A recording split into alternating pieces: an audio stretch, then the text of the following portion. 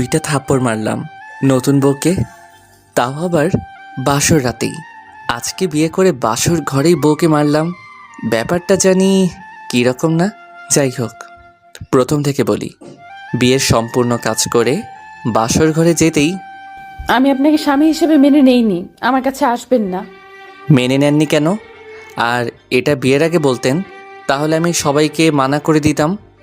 বিয়ের আগে বলা সম্ভব হয়নি, তাই বলাও হয়নি। আচ্ছা ঠিক আছে, আমি আপনাকে জোর করব না এবং আপনার কাছেও যাব না, কিন্তু একটা কথা, আপনি এখন অজু করে আসবেন আর দুজন একসাথে নফল 2 রাকাত নামাজ পড়ব। আমি আপনাকে মেনেই নেইনি, তাহলে আপনার সাথে নফল নামাজ পড়বো কেন? এত কথা বলেন কেন? যা বলছি তাই করো। করব না। 2টা মেরে বললাম, যা অজু করে আয়। পানিযুক্ত চোখ নিয়ে অজু করতে গেল। অজু করে আসলে নফল নামাজটা পড়ে নিলাম আর বললাম, এই যে শুনেন, থাপ্পড় মারার জন্য দুঃখিত। সীমা কোনো কথা বলল না, সে বিছানায় গিয়ে শুয়ে পড়ল। আমিও আর কিছু বললাম না।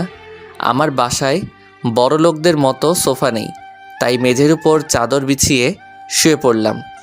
আপনাদের তো পরিচয় দেওয়া হয়নি। আমার নাম মোহাম্মদ ফররুক আহমেদ শুভ। আমি মাদ্রাসার চাকরি করি এবং বাচ্চাদের আরবি প্রাইভেট পড়াই। আমি এতিমখানায় মানুষ হয়েছি, তাই পরিবারের কেউ নাই। চাকরি ও প্রাইভেট পড়িয়ে মাস শেষে দেখা যায় 15,000 টাকার মতো হয়। আবার মসজিদের ইমামতিও করি। চেহারা তেমন ভালো না, মুখ ভরা দাড়ি, দেহের রং কালো। আর গল্পের নায়িকা সীমা মডার্ন মেয়ে, গায়ের রং ফর্সা, অনেক সুন্দর দেখতে। ওর বাবা অনেক ধনী, আর যে মসজিদে ইমামতি করি সেই মসজিদের সভাপতি। আর এই কারণেই আমাদের বিয়েটা উনি দেন আর আমি না করিনি। অনেক কথা বললাম, এবার গল্পে আসা যাক। সকালে ঘুম থেকে উঠলাম, উঠে নামাজ পড়লাম, পরে কিছুক্ষণ কোরআন তিলাওয়াত করলাম। ওইদিকে সীমা এখনও ঘুম থেকে ওঠেনি। আমি হালকা নাস্তা করে মক্তবে পড়াতে গেলাম। সেখান থেকে আসলাম 7:30-এ। এসে দেখি সীমা এখনও ঘুমিয়ে আছে। তাকে ডাক দিয়ে বিরক্ত করলাম না, এতিম মানুষ, তাই রান্না করতেই পারি, তাই চলে গেলাম। রান্না করলাম মাংস। রান্না করে খাওয়া সেরে গোসল করে রুমে গেলাম, যেয়ে দেখি সীমা কান্না করছে। ওইদিকে মনোযোগ না দিয়ে বললাম, আমি রান্না করে রাখছি, খেয়ে নিতে পারেন। আর যদি না খান তাহলে অসুস্থ হয়ে পড়বেন, পরে আবার আমারই সেবা করতে হবে, তাই খেয়ে নিলে খুশি হব। আমি মাদ্রাসায় গেলাম, ফিরতে দেরি হবে, এই বলে চলে আসলাম। অন্যদিকে সীমার অনেক ক্ষুধাও লাগছে, তাই দেরি না করে রান্নাঘরে গিয়ে দেখে মাংস রান্না করেছি, তাই তার খিদা দ্বিগুণ হয়ে গেল।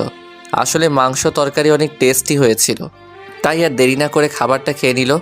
খাওয়া শেষ করে সীমা ভার্সিটিতে গেল। যাওয়ার পরে ওর বান্ধবী বলল, কি রে, একাই বিয়ে করলি? দাওয়া তো দিলি না। তো বল, দুলাভাই দেখতে কেমন? একদমই বিশ্রী, মুখ ভরা দাড়ি, দেখতেই কিরকম দেখা যায়। আমার জীবনটাই শেষ হয়ে গেছে ওর সাথে বিয়ে হয়ে। ডিভোর্স নিয়ে নিব। বাদ দে, চল ক্লাসে যাই। সব ক্লাস শেষ করে বাসায় চলে আসে। আমি এখনও যাইনি। আমার একটা সাইকেল আছে, যেটা দিয়ে আমি চলাফেরা করব।